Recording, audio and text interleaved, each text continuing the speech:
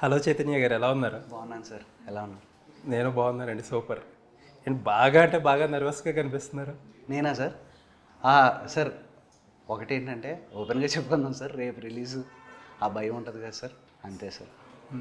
అంటే చాలా స్ట్రగుల్ పడి వచ్చారు సార్ మామూలు కాదు కదా సార్. అమ్మో, అసలు వెనక్కి తిరిగి ఆలోచిస్తే బాబోయ్ ఎంత పడ్డామా అని. ఇప్పుడు ఫైనల్ అసలు ఎలా జరిగింది ప్రాజెక్ట్? అసలు ఈ ఐడియా ఎలా పుట్టింది ఏంటి? గ్యాంగ్స్ ఆఫ్ గోదావరి నేను మన కరోనా టైంలో రాసుకున్నాను సార్. కరోనా టైంలో కూర్చుని రాసుకుంటున్నప్పుడు ఈ కథ అంతా రాశాను. ఇది రాసిందంతా ఒక షార్ట్ ఫిల్మ్ చేశాను సార్, ఒక 7 minutes.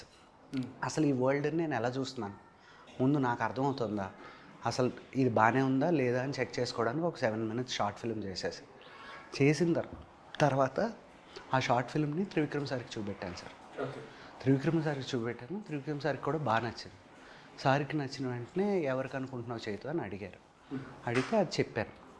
అంటే ఎవరు సార్ విశ్వక్ అయితే బాగుంటాడు అంటే, అప్పుడు ఇమీడియట్గా త్రివిక్రమ్ గారు నాగవంశీ గారితో మాట్లాడడం, నాగవంశీ గారు చైతు రేపు వెళ్ళి కథ చెప్పేసి విశ్వక్ అన్నారు. విశ్వక్కి వెళ్ళి కథ చెప్పేసింది సార్. విశ్వక్ కూడా ఇమీడియట్గా ఓకే అన్నాడు. ఇంకా అక్కడి నుంచి స్టార్ట్ అయ్యింది. ఈ షార్ట్ ఫిల్మ్ ఐడియా ఏంటండి? చాలా అంటే ఈ మధ్యన వెంటనే రీసెంట్గా ఒక డైరెక్టర్ ఒక హీరోకి ఆయన చేయాలనుకున్న సినిమా అంతా ఒక షార్ట్ ఫిల్మ్ రూపంలో చేసేసారంట. ఓకే ఏంటండి ఐడియా? మీ షార్ట్ ఫిల్మ్ ఐడియా చెప్పండి, అసలు ఏంటి అది? సార్ నాకు బేసిక్లీ చెప్తాను సార్. అంటే ఒక సీన్ చేస్తారా? కాదు సార్, ఒక సినిమాలో అంటే షార్ట్ ఫిల్మ్ అనడం కరెక్ట్ కాదేమో సార్. ఆ short way of looking at scenes of this film. Okay. So సినిమాలో ఉన్న ఒక 4 సీన్లు, అంటే ఒక ఎమోషనల్ సీను, ఒక యాక్షన్ సీను, ఒక ఇంటెన్స్ డ్రామా, ఇలా మనం అనుకుంటాం కదా సార్. ఒక 2-3 రకాల వేరియేషన్స్తో ఇవి ఎలా ఉండబోతున్నాయి. ప్రతి ఫిల్మ్కి సార్ చాలా ఇంపార్టెంట్ ఏంటంటే ఎడిట్ ప్యాటర్న్ ఒకటి ఉంటుంది కదా సార్. సో ఈ ఫిల్మ్ని నేను చూస్తున్న ప్యాటర్న్ ఒకటి ఉంటుంది కదా sir. Okay, the way I have to cut this film, ఇది ఇలా ఉంటే బాగుంటుంది, ఈ పేస్లో ఉండాలి ఈ ఫిలిం అని మనకు ఒకటి ఉంటుంది కదా సార్. సో ఏంటంటే సార్, కథ చెప్పడం చాలా ఈజీయే కదా సార్, కానీ మనం చేసిన దాన్ని స్క్రీన్కి ట్రాన్స్లేట్ అవుతుందా లేదా అని చెక్ చేసుకునేది ఒకటి ఉంటుంది కదా సార్. సో ఆ చెక్ చేసుకునే ప్రాసెస్ ముందు నన్ను నేను చెక్ చేసుకున్నాను, అసలు ఈ వరల్డ్కి నేను ట్రూగానే ఉన్నానా లేదా అనే ప్రాసెస్లో చేసింది సార్. అంటే 4 సీన్లతో అది గేస్ చేయడం ఈజీయేనా? అంటే కథ ఓవరాల్గా తెలిసినప్పుడు సార్, మన కథ ఏంటో మనకు పూర్తిగా అవగాహన ఉన్నప్పుడు, కాకపోతే ఈ world exactly to put it, can I translate this world is what I'm looking at. Okay, ఈ మనుషులు ఎలా ఉండాలి, పిచ్చిగా స్వెట్టీగా జనాలు, ఇవేవో గుంపులు ఉంటాయి, ఇలా పెరిగే మనుషులు, ఇలాంటి ఒక వాతావరణం, దీన్ని మనం ఎలా చూస్తున్నాం. సో మన మనసులోంచి స్క్రీన్కి ట్రాన్స్లేట్ అవ్వడం, కానీ it's a very good thing నాకు పర్సనల్గా అనిపించేది సార్. ఒక డైరెక్టర్గా అది ఒక మంచి ఎక్సర్సైజ్ సార్. ఎందుకు అంటే ప్రతిసారి మనం చెక్ చేసుకోవచ్చు కదా sir. And which is not a costly affair also. మనం సినిమాకి వెళ్ళి అక్కడ షూట్ చేసి ఇది బాగుందా, అయ్యో ఇది బాగాలేదా ఇలా అనుకున్నాం దానికంటే, ఓకే ఈ మనుషులు ఎలా ఉంటారు, ఈ వరల్డ్ ఎలా ఉంటుంది. ఇప్పుడు నాకు స్ట్రైట్ రెఫరెన్స్ ఉంది కదా సార్, నా ఆర్ట్ డైరెక్టర్కి తెలుసు, నా కాస్ట్యూమ్ డిజైనర్స్కి తెలుసు, సో నా మ్యూజిక్ డైరెక్టర్కి తెలుసు నా వరల్డ్ ఏదైతే ఉందో. సో ఇప్పుడు వీళ్ళందరికీ కూడా okay this is what he is looking at. దీనికి అది నేను సపోజ్ ఒక 5% 10% చేసాం అనుకోండి సార్, వాళ్ళు వచ్చినప్పుడు చాలా ఎన్హాన్స్ అవుతుంది కదా సార్. సార్ నాకు డౌట్, ఇప్పుడు మీరు ఒక 2.5 hours సినిమా ఏదో తీస్తారు కదా, దానికి ఒక 40 కోట్లు 50 కోట్లు హీరోని బట్టి ఆ బడ్జెట్ బట్టి వెళ్ళిపోతూ ఉంటాయి. ఇప్పుడు అదే కదా వితౌట్ క్యాస్టింగ్ మీరు ఒక 50 లక్షల్లో లేకపోతే ఒక 30 లక్షల్లో ఒక షార్ట్ ఫిల్మ్ చేసుకుని ఒక 1.5 గంటన్నర 2 గంటలు సేమ్ యాజ్ ఇట్ ఈజ్ సినిమాలో మీరు ఏదైతే తీయాలనుకుంటున్నారో అది తీస్తే మీకు అసలు బెటర్, అప్పుడు థియేటర్ ఎక్స్పీరియన్స్ కూడా ఇంకా ఒక విజువలైజ్ చేసుకోవడానికి కూడా ఈజీ కదా. 50 లక్షలు పెట్టడం ఎవరు పెడతారు సార్? ఓకే, ఇప్పుడు 50 కోట్లు పోయేటప్పుడు కాదు సార్, ఇప్పుడు ఏదో 2-3 లక్షలు అనుకోండి సార్, మాకు మేము ఏవో పెట్టుకుని చేసేసుకుంటాం. అంతంత పెట్టాలంటే ప్రొడ్యూసరే ఉండాలి కదా సార్. వాళ్ళకి పెట్టేటప్పుడు వాళ్ళకి ఎలా అనిపిస్తే, మేము కథ విన్నాం కదా, మాకు తెలుసు కదా, ఎంత పెడుతున్నాం కదా, ఏం కంగారు లేదులే చెయ్యండి. వాళ్ళు ఎలా చూస్తారు, స్కెడ్యూల్ చూసుకున్నట్టునే బాగున్నాయి ఇవి బాగున్నాయి అని అక్కడ చెకింగ్ స్టార్ట్ అయిపోతుంది కదా సార్. ఓకే సార్ ఇక నాకు ఎవరో చెప్పడం ఏంటంటే ఇది నారా రోహిత్ గారు మీ చేత ఫస్ట్ బాగా ట్రావెల్ అయ్యి రాయించుకుంది కదా అంటున్నారు. కాదు సార్, రోహిత్ గారు తర్వాత చాలా మంది దగ్గరికి వెళ్ళింది. కాదు, రోహిత్ గారు నాకు బాగా ఫ్రెండ్ సార్. మేమిద్దరం చాలా మంచి ఫ్రెండ్స్. అంటే నన్ను ఫస్ట్ నమ్మి నన్ను డైరెక్టర్ చేసి నాకు అవకాశం ఇచ్చి చాలా very beautiful human being sir. నేను ఒరిజినల్గా మన కరోనా అప్పుడు రాసుకున్నప్పుడు ఫస్ట్ అప్పుడు రోహిత్ నేను రోజు మాట్లాడుకుని ఏమంటే చేద్దామండి అంటే చేద్దాం అనుకుని మేము మాట్లాడుకున్నాం. అప్పుడు ఏంటంటే కొంచెం ప్రొడ్యూసర్స్ వాళ్ళవేవో కమర్షియల్స్ అవి ఇవి వాళ్ళకి వర్కౌట్ అవ్వదు అలా. ఓకే, తర్వాత కూడా మళ్ళా అవును సార్, అదంతా అందరికీ తెలిసింది. కాకపోతే నేను ఎందుకు సార్ ఎవరిని ఇదేంటి టైం బాగాలేదు అవ్వలేదు. ఓకే, టైం బాగాలేదు అని మీరు ఒక మాట అన్నారు కదా, నాకు ఒకటి అడుగుతాను, నిజం కరెక్ట్గా చెప్పాలి. మీరు కెమెరా ఉందని అలా చెప్పకూడదు. లేదు, ఒక మీ ఫ్రెండో ఎవరో తెలిసిన వాళ్ళు ఒక అతను మీతో కొద్దిగా జర్నీ చేసి ఒక కథ, మైథలాజికల్ సబ్జెక్ట్ ఉన్న ఒక కథ, ఓకే, బ్యాక్డ్రాప్ ఉన్న కథ, ఆ ఐడియా మీది, ఆయన మీ దగ్గర నుంచి తీసుకుని హిట్ కొట్టి ఇప్పుడు ఎక్కడో ఉన్నాడో అది మీరు బాధపడుతూ ఉంటారంట కొంతమంది దగ్గర. అబద్ధం సార్, నిజం కదా? అబద్ధం అసలు అని మీరు బాధపడతారో బాధపడలేదు అని పక్కన పెడితే అలాంటిది ఏం జరగలేదు. అసలు ఏం జరగలేదు. మీరు ఏం మాట్లాడుతున్నారో నాకు తెలుసు, ఆ కాంటెక్స్ట్ అంతా తెలుసు. ఆ కాంటెక్స్ట్లో అసలు ఆ రెలవెన్సే లేదు సార్. ఓకే, ఆ కథతో మీకు సంబంధం లేదు? లేదు లేదు, అసలు జర్నీ కూడా లేదా సినిమాతో మీకు? ఏది ఇప్పుడు నేను చెప్తుంది ఏదైతే చెప్తున్నాను సార్, మన ఇద్దరం అనుకుంటున్న ఒకటి ఉంది కదా, ఆ ఒకటికి ఇంకోటి ఏదో మూలం ఉంది. అవునా? ఆ మూలం ఉత్తినే అందరం చదివాం అంతే, అంతకు మించి ఏమీ లేదు. అందులో మీకు కాంట్రిబ్యూషన్ లేదు, చదివారు అంతే? లేదు సార్, ఉత్తినే చదివాను. ఎందుకంటే మీ వెల్విషర్స్ కూడా ఒకళ్ళిద్దరు నాతో చెప్పారు ఇది అది కేసు ఇది కదా, బట్ ఏదో జరిగిందని చెప్పి. ఓకే సరే, బ్యాక్ టు దిస్. కొంతమంది ఏంటంటే ఇది మీరు కథ చెప్పేటప్పుడు మీరు చెప్పారో మరి అదర్ సైడ్ విజువలైజ్ చేసుకున్నారు. చాలామంది దెందులూరు ఎమ్మెల్యే చింతమనేని గారి క్యారెక్టరైజేషన్తో ఇన్స్పైర్ అయింది కదా అని అంటున్నారంటే ఎంతవరకు? లేదు సార్, అది కంప్లీట్లీ అంతా మనం ఏమంటారు సార్, నేను రాసుకుని మనం రకరకాలవి చూస్తూ ఉంటాం, ఇది చేస్తూ ఉంటాం కదా సార్, అలాగని అసలు ఎవరిది ఇందులో లేదు సార్, అదైతే క్లియర్. మీరు త్రివిక్రమ్ గారి శిష్యుడు, అవును, కాకపోతే ఇన్ఫ్లుయెన్స్ ఏమో సుకుమార్ గారి స్టైల్ ఆఫ్ సినిమాల కింద అనిపిస్తున్నాయి. అయ్యో లేదు సార్, నాకు చాలా మంది ఎందుకంటే ఈ సినిమాని రంగస్థలంతో కంపేర్ చేస్తున్నారు. సేమ్ రూరల్ బ్యాక్డ్రాప్, లేకపోతే ఒక strong hero characterisation, hero 2 female characters. అంటే నాకు స్టోరీ ఆఫ్ ద ల్యాండ్ చెప్పడం ఇష్టం sir. To be precise sir, నేను చిన్నప్పటి నుంచి చూసి పెరిగిన ఏరియాలు సార్, మనకి కళ్ళకి తెలుస్తూ ఉంటాయి కదా సార్. సో నేను ఎప్పుడూ నమ్మేది ఏంటి అంటే, మనం స్ట్రాంగ్గా చూసినవి మనం బాగా బలంగా తీయగలం అనేది ఒక నమ్మకం సార్. సో దానివల్ల ఏమో తెలియదు కానీ నాకు స్టోరీ ఆఫ్ ద ల్యాండ్ ఇష్టం సార్. అంటే ఒక చోట మాండలికాలు ఉంటాయి, ఇవి ఉంటాయి, వ్యవహార శైలి ఉంటుంది, మనస్తత్వాలు ఉంటాయి, ఇవన్నిటికి రాసుకోవడానికి ఒక ఎడ్జ్ ఇస్తుంది సార్, అందుకని అంతే. మీ గత 2 సినిమాల కంటే కొంచెం భిన్నంగా కొద్దిగా వైలెన్స్ లేకపోతే కొంచెం కస్ వర్డ్స్ కూడా ఎక్కువ యూజ్ చేశారు సార్? లేదు sir, actually cinema U/A sir 3 కస్ వర్డ్స్ సార్. అది తీసుకొచ్చి నేను అసలు డబ్బింగ్ అప్పటికే మార్చాను సార్. విశ్వకి ఏమన్నాడంటే, అన్న నీకు తెలియదు అన్న ఊపు ఉంటుంది జనాల్లో అది ఇది అన్నాడు. నాకైతే ఏంటంటే చిన్న భయమే సార్ నాకు, ఎందుకంటే మా అమ్మ ఏమనుకుంటుందో, మా చెల్లెళ్ళు ఏమనుకుంటారు, ఇవి చిన్న చిన్న ఉన్నాయి సార్. కాకపోతే సినిమాలో ఉండవు సార్. ఓకే, కాకపోతే ఏంటి ఈ థింకింగ్, బూతులు ఉంటేనో లేకపోతే వైలెన్స్ ఉంటేనో ఆడియన్స్ అట్రాక్ట్ అవుతారు యూత్? అస్సలు 100% సార్ నేను నమ్మను.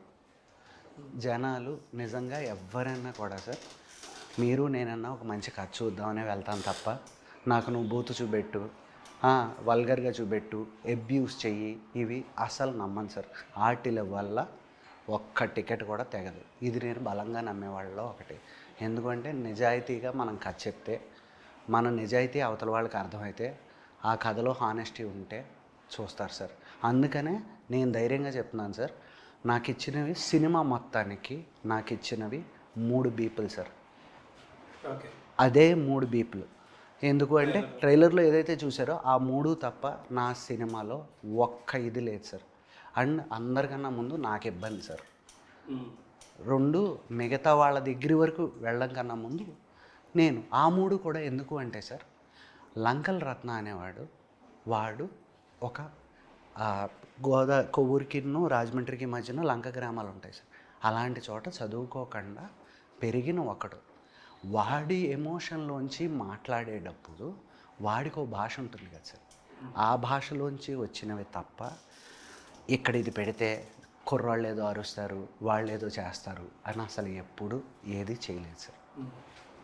బట్ అంటే జనరల్గా సినిమాలో ఉండటం అనేది కమర్షియల్ సినిమాలో లేదా మీరు అన్నట్టు క్యారెక్టర్ పరంగా వెరీ మచ్ అవసరం అవుతాయి కూడా. అంటే ఆ 3 ఉన్నాయి, 3 ట్రైలర్లో పెట్టామంటే కొంచెం అదే సార్. ఎందుకంటే నేను చాలా అంటే నాకు సార్ మిగతా వాళ్ళకన్నా నేను చాలా కాన్షియస్ అవుతాను సార్. నేను ఇబ్బంది పడిపోతాను. నాకు ఎందుకంటే సార్ రేపు మా అమ్మతోనో మా వైఫ్తోనో మా చెల్లితోనో చూసేటప్పుడు నాకు ఇంట్లో సార్ ఇక్కడే కదా సార్ మొదలయ్యేది ప్రయాణం. సో అది దాటితేనే కదా సార్ ప్రపంచం. సో నాకున్న నలుగురు first that is a very conscious thing for me. So Vishwak decision ఇది ఏది సార్ అవి పెడదామన్నా ఉన్నాయి సార్ అన్న బాగుంటుంది అన్న అది అన్నాడు అంటే అవునా పర్లేదంటే అది బాగానే ఉంది కదన్న బాగానే ఉంది కదా. కానీ నవీన్ కట్ చేసేటప్పుడే సార్ ట్రైలర్ క్రెడిట్ నవీన్ ఎక్స్ట్రాడినరీగా కట్ చేశాడు సార్. కట్ చేసి అందులో చూసినప్పటికీ నాకు నేనే ఏమో అనలేకపోయా. అంటే ఆ కథకు అలా ఉండాలి కదా ఆడి క్యారెక్టర్లోంచి అన్నారు. అంటే ఓకే ఇంకా అందరూ ఓకే అన్న తర్వాత విశ్వక్ డెసిషన్ మీరు కూడా లేదు సార్. పాపం నిజంగా ఫస్ట్ నేను ట్రైలరు మిగతా అంతా నాకు ఓకే, నాకు నచ్చుతుంది. నాకు ఇట్లతో అన్న బాబోయ్ ఎలా అనుకుంటారు ఏమనుకుంటారని మనోడు మాత్రం అన్న నన్ను నమ్మన్న నన్ను నమ్ముని అది బాగుంటుంది. సరే ఓకే. సో ఆ సాంగ్ ఉంది కదా చుట్టంలా చూసి ఆ సాంగ్ మీ కజిన్ ఎవరో రాశారంటే? అవును సార్. నాకు మా కజిన్ అవుతుంది సార్, మా అక్క వల్లక్కని. వాళ్ళ అబ్బాయి హర్ష అని ఆడికి నేను మేనమాన్ అవుతాను. వాడు ఆల్మోస్ట్ నా దగ్గరే ఉంటాడు. చాలా బాగా రాశారు సార్. ఓకే. సో మొత్తం గోదావరిని ఇప్పుడు మీరు చూసిన యాంగిల్లో గోదావరి డిస్ట్రిక్ట్స్ని ఎవరో ఎందుకు చూడలేకపోయారంటారు? ఏమో సార్ నా అదృష్టం అనుకుంటాను. ఫోన్లే మనం సినిమా చేసుకున్నా కొంచెం ఫ్రెష్గా టేస్ట్ వస్తుంది. అవును సార్. అది ఫోన్లే మనకు అవకాశం ఇచ్చారు సార్. మీరు ఇందాక నుంచి మనం మాట్లాడుకుంటుంది ఏంటంటే కమర్షియల్ సినిమాలో కొన్ని ఇవి ఉంటాయి. దాన్ని ఏంటంటే అన్నీ మనం మరి భూతద్దంలో చూసి ఇది ఎందుకు చేశారు అది చేశారు అంటలేదు. కాకపోతే మనం కమర్షియల్ సినిమాకి ఎలా ఉందో మీరు ఒక రైటర్ ముందు బిఫోర్ ఎనీథింగ్ మీరు ఒక రైటర్గా మీకు ఒక రెస్పాన్సిబిలిటీ ఉంటుంది సమాజం. ఎందుకంటే రైటర్ అనేవాడిని ఒక బాగా చదువుకున్న వ్యక్తిగా ఇంకొకటిగా సమాజంలో ఒక రెస్పెక్ట్ ఉంటుంది. మీరు మాట్లాడే ప్రతి ఒక్క మాట దానికి ఒకటి ఉంటుంది. ఆ ప్రమోషనల్ ఇంటర్వ్యూలో ఒక బిట్ ఒకటి వైరల్ అయ్యేది, తెలంగాణ వాళ్ళు ఇలాగా ఆంధ్ర వాళ్ళు అలాగా. సార్ నాకు అది చూసిన జనరల్గా మీరు మనకున్న పరిచయంలో అసలు మీరు ఇలాంటి ఒకటి వాడతారో అనేది ఎక్స్పెక్ట్ చేయలేదు సార్. నేను 10 రోజుల నుంచి లేను సార్. నేను ఎక్కడ మ్యూజిక్ అది ఇది అని తిరుగుతున్నా. ఇక్కడికి వచ్చిన వెంటనే చెప్పారు. నాకు అది చూసిన వెంటనే నవ్వు వచ్చింది. నన్ను కూడా వైరల్ చేస్తారని. 2 సార్ అదే వీడియోలో 30 సెకండ్లే సార్, జస్ట్ 30 సెకండ్లు ఇలా ముందుకు వెళ్ళిన వెంటనే ఏమండి అందరూ కాదు కొంతమంది, అది నేను చూసిన వాళ్ళలో కొంతమంది అని చాలా క్లియర్గా చెప్పాను సార్. తర్వాత లక్కీగా ఏంటంటే సార్ నేను ఈ సోషల్ మీడియాలో అట్లా ఎక్కడ నేను లేను సార్. నాకు తెలియదు కానీ అరే నన్ను కూడా వైరల్ చేస్తారేంటో నాకు నిజంగా నవ్వు వచ్చింది సార్ ఫస్ట్ టైం. సార్ కొంతమంది అనేది అసలు కొంతమంది ఎక్కడన్నా ఉంటారు కదా, ఇప్పుడు ఉంటారు అదే కొంతమంది తెలంగాణలో ఉంటారు. కాదు సార్, కాంటెక్స్ట్ ఆఫ్ ద ఫిలింలో నేను గ్యాంగ్స్ ఆఫ్ గోదావరి తీస్తున్నప్పుడు గ్యాంగ్స్ ఆఫ్ గోదావరి గురించి మాట్లాడుతున్నప్పుడు వచ్చినప్పుడు అందులో నేను చూసిన మనస్తత్వాల్లో కొంతమంది అనేది నేను చెప్పింది సార్.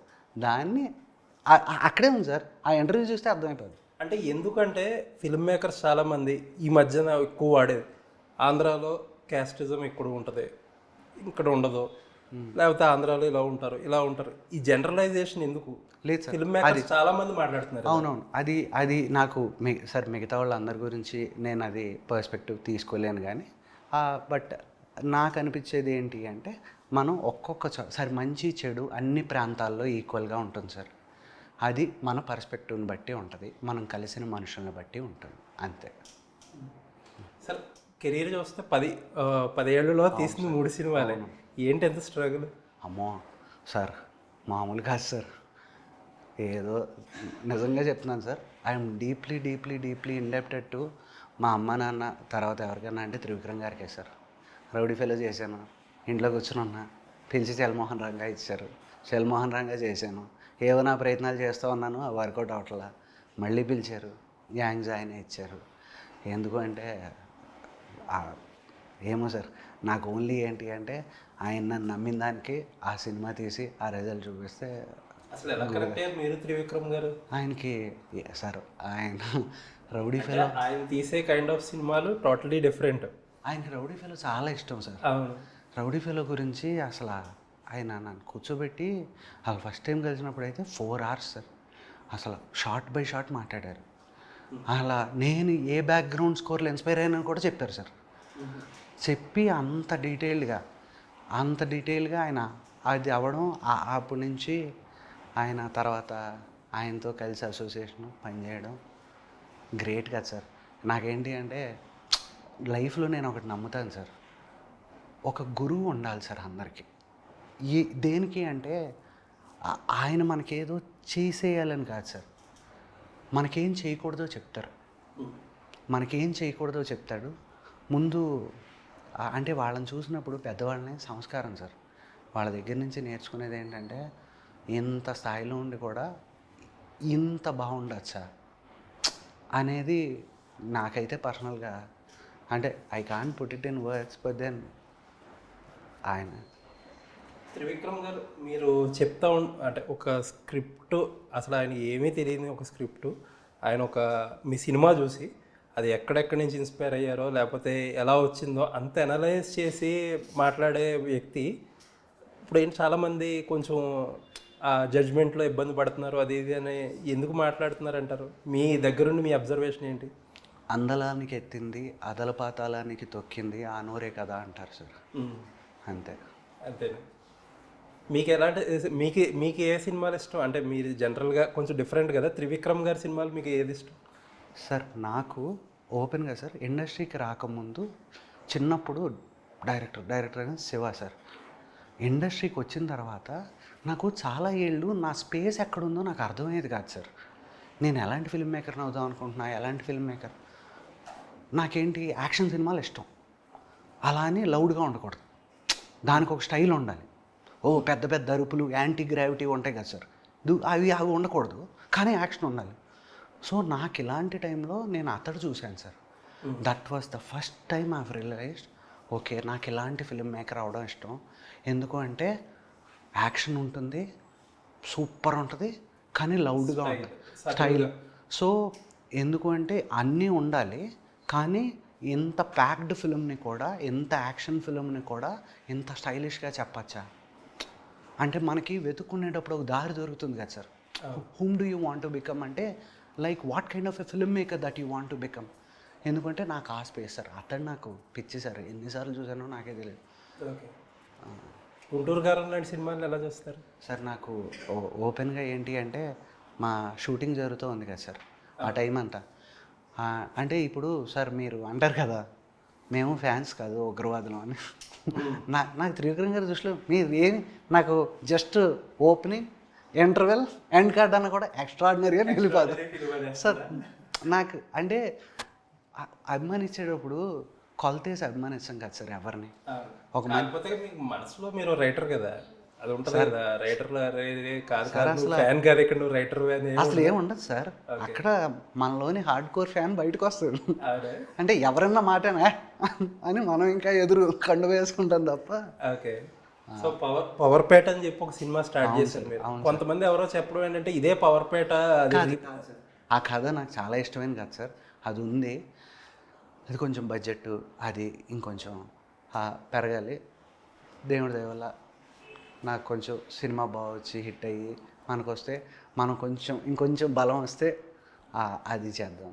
అంటే నిన్న వంశీ గారు మాట్లాడుతా ప్రీ రిలీజ్లో ఈ సినిమా సక్సెస్ అయితే క్రెడిట్ డైరెక్టర్దే అంటున్నారు. యూజువల్గా వంశీ గారి నోట్లో నుంచి డైరెక్టర్ గురించి ఎక్కువ కంటే కూడా హీరోల గురించి ఎక్కువ మాటలు వస్తాయి. సార్ ఏంటి అంత ఇంప్రెస్ చేశారు ఆయన్ని? ఏమో సార్, మనం హానెస్ట్గా మన సినిమా మనం చేసాము, ఆయనకి బాగా నచ్చింది. ఇందాక విశ్వక్ అంటున్నాడు ఏంటంటే ఈ సినిమా మీకు పర్సనల్గా ఎలా హెల్ప్ అవుతుంది అంటే, కాదు తెలుగు సినిమాలో ఒక మైల్ రాయి అయిపోతుంది ఈ సినిమా అంటున్నారు. సార్ ఏమో సార్, అందరూ ఒక్కటైతే నిజం సార్, నాకు మిగతావన్నీ ఎవరెవరో ఏదైతే చెప్తున్నారు బహుశా బ్లాంక్గా ఉంటుందేమో, ఆ బ్లాంక్గా ఓకే ఓకే ఓకే అని నాకు అవేం తెలియట్లేదు సార్. కాకపోతే ఒక్కటే, అమ్మో ఇన్నేళ్ళు కష్టపడ్డాం, ఆ భయం ఉంది సార్. జనాలు బాగా రిసీవ్ చేసుకోవాలి, మనకి ఎంత పెట్టాలో అంత పెట్టేసాం, ఇంకా చూడాలి. మీ సినిమాకి మీ పర్సనల్ ట్రైట్లకి సంబంధం ఉండదు. కాదు సార్, నేను లోపల అరుస్తూనే ఉంటాను సార్, బయటకు అరవలేను అంతే. రేస్ గొర్రెల శృతి హాసన్ అంటే సెట్లో అరుస్తా సార్. ఓకే సార్ నాకు అనిపించేది బాగా భయస్తులే అరుస్తాం సార్, ఎందుకంటే నాకు సెట్కి వెళ్తే భయం వేసేస్తుంది. సాయంత్రం కాకపోతే అదేంటంటే సాయంత్రానికి డబ్బులు అయిపోతాయి, అమ్మో షూటింగ్ అవ్వదేమో, ఆర్టిస్టులు డేట్లు దొరకవేమో, అక్కడ ఈ ప్రెషర్స్ ఉంటాయి కదా సార్. అక్కడ అరిసేసేయడం, గోల్ చేయడాలు అవన్నీ చేస్తా, అయిపోతే మనకు స్వతహాగా ఏం బహుశా చిన్నప్పటి నుంచి ఇంట్లో చెప్పడం ఏంటో, మెల్లిగా మాట్లాడాలి, ఎక్కువ ఇది చేయకు. కమర్షియల్ సినిమా ఆల్మోస్ట్ సంవత్సరం తీశారు, సమ్మర్ నుంచి ఇప్పుడు సమ్మర్. ఏంటి అంటే స్లో ఫిల్మ్ మేకరా మీరు? అంటే స్లో ఫిల్మ్ మేకర్ ఏం కాదు సార్, నేను ఫాస్ట్గానే చేస్తాను. మాకు మధ్యలో ఒక 1.5 month ఏమో విశ్వక్ ఆయన SRT ఇది నెక్స్ట్ సినిమా ఉంది కదా సార్, వాళ్ళకి డేట్లు ఇచ్చారు సార్. ఆయన రావడం, మళ్ళీ ఇటు వచ్చిన తర్వాత నెంబర్ ఆఫ్ ఆర్టిస్టులు కాంబినేషన్లు ఉంటాయి కదా సార్, కొన్నిసార్లు ఆ డేట్లు సెట్ అవ్వక అవన్నీ సెట్ అయ్యి చేసి అలా. సో ఫైనల్గా చాలా కష్టపడి తెచ్చుకున్న అవకాశం. అవును సార్. అంటే విశ్వక్ లాంటి హీరో ఓపెనింగ్స్ తెచ్చుకోగలిగిన హీరో, మిగతాది ఎలా ఉందో ఓపెనింగ్స్ తెచ్చుకుంటారు ఆయన కంపల్సరీ. అవును సార్. అండ్ బయట ఏమో ఇంకా రకరకాల పరిస్థితులు, జనాలు మూడు సినిమాలు థియేటర్స్ క్లోజ్ అయిపోయి ఇప్పుడే మీ సినిమాతో ఓపెన్ అవ్వాల్సింది. అసలు మొత్తం ప్రపంచం అంతా కృష్ణ చైతన్యం చూస్తున్నట్టు అనిపిస్తుంది ఇప్పుడు. బాబాయ్ మీరు అలా చెప్పకండి సార్, భయం వేస్తుంది నాకు. కాకపోతే సార్ ఒక్కటే sir, what I can say is it's a very honest attempt sir. ఎందుకు అంటే I wrote it sincerely, I directed it sincerely, and we have edited it sincerely. Naveen Nuli is my strongest pillar of support. నాతో పాటు కూర్చుని ఎన్ని అలా మేము చేస్తూనే ఉండేవాళ్ళం. So we to all my technicians sir, నాతో పాటే ఉన్నాం, మా అనిత్ DOP కానీ, ఆ డైరెక్టర్ గాంధీ కానీ. So this is a sincere and honest attempt sir. నేను ఒక 90 ఇంటర్వ్యూలు చేసుకుంటానండి. ఫస్ట్ టైం ఒక ఇంటర్వ్యూలో 3 సార్లు ఎన్నిసార్లు ఎడిటర్ పేరు వచ్చింది. ఏంటి అసలు అంటే చాలా తక్కువ మంది మాట్లాడతారు, ఏవో రిలీజ్ తర్వాత మాట్లాడతారు కొంతమంది ఎడిటింగ్ గురించి. రిలీజ్ ముందు మాట్లాడిన 3 సార్లు 4 సార్లు మాట్లాడింది మీరే సార్. అంటే ఏం లేదు సార్, మనం మిగతా అందరికీ తెలియపోయినా మన సినిమాని షేప్ చేస్తారు కదా సార్. ఎందుకు మిగతా అందరూ నాకుతో మొగస్థుతి కోసం ఏదో చాలా బాగుంది అని, మనకి నిజంగా చైతు ఇది బాగాలేదు, ఇది మార్చాలి, లేదా మనం ఇది కరెక్ట్ చేసుకోవాలి, ఇవన్నీ నాకు చెప్పేది ఎవరు సార్? మన ఎడిటరే కదా సార్. సో అంటే నాకైతే ఈ ప్రాసెస్లో ఒక బ్యూటిఫుల్ ఫ్రెండ్ దొరికాడు అంటే అది నవీన్ సార్. ఎందుకంటే ఒక బ్యూటిఫుల్ సోల్, మనోడు అంతే, రేస్ గారంలో శృతి హాసన్ టైప్, పెద్ద ఎక్స్ప్రెషన్స్ ఎమోషన్స్ ఏమి ఉండవు, అలా సింక్ అయి ఉంటారు ఇద్దరం కామె. సో ఎనీవేస్ సార్, అంటే లాస్ట్ మూమెంట్ వరకు చెక్కుతా మొత్తం లైఫ్ అండ్ సోల్ పెట్టేసినట్టు ఉన్నారు సినిమా మీద. చూస్తుంటే మొహం చూస్తుంటే తెలుస్తుంది అసలు ప్రాణం లేదు మొహంలో.